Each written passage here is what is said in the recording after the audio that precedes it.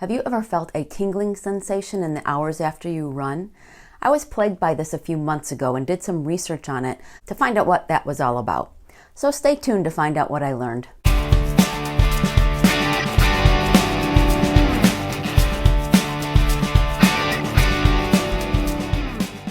Hey there, Wrinkled Runner here.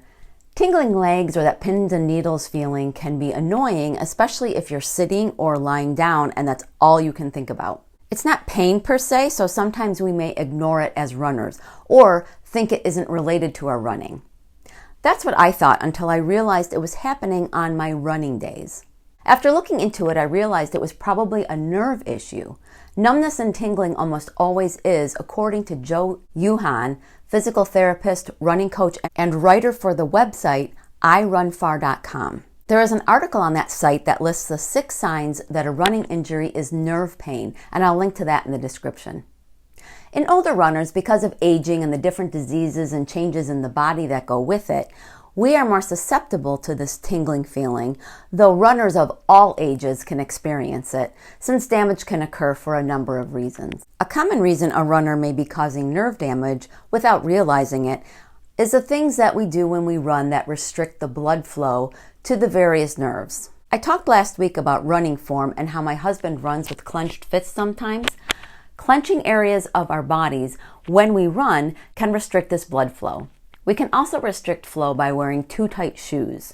I've gone from wearing the same size as my regular shoes when I first started running and ended up with black toenails that fell off, to wearing shoes a half size bigger but still got blisters, and now my shoes are a full size bigger and I have no blister issues. I've had occurrences of pain on the top middle of my foot, which was alleviated by not tying my shoes so tightly. You obviously want your shoes to stay firmly on your foot, especially in your heel area, but don't tie them so tight that it restricts blood flow. Your toes should also have room to move, which is why I wear wide versions of the shoes that I go for. If you have overpronation, your gait may be contributing to nerve entrapment, which is when the nerves become compressed. Overpronation is when your foot rolls inward as you run. If you're having foot issues, you should see a podiatrist and tell them you run. They will help you find inserts or give you advice on shoes to help correct that.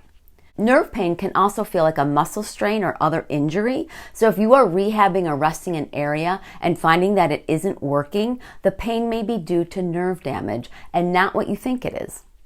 If that is happening to you, you need to get that checked out so you don't do more damage. Since I've started concentrating on more strength training, I'm finding that my sciatica isn't nearly bothering me as much as it used to. And I've been doing hip and glute strength, which I think has really helped. Some exercises you can try are squats and glute bridges to strengthen that area. Your PT will help you with other exercises and stretches that are specific to your particular area, as well as trying to find the start of the problem if you're having nerve pain. As with anything of this nature, your doctor or PT is the best person to talk to.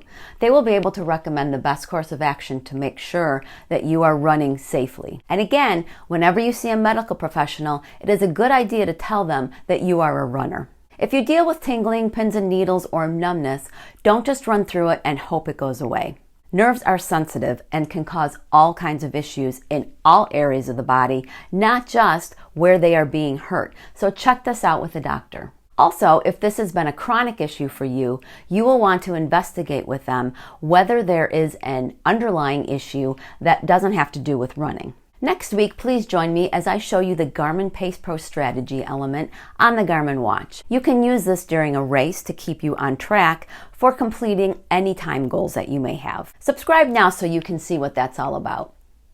I'm a running coach from Buffalo, New York, and also the host of the Wrinkled Runner podcast and website. I'll link up to both down below, as well as links to any resources I used to put together this video. You can also link up to subscribe to my once-a-month newsletter, where I share all sorts of running-related content. Thanks for watching, and I'll see you on the run.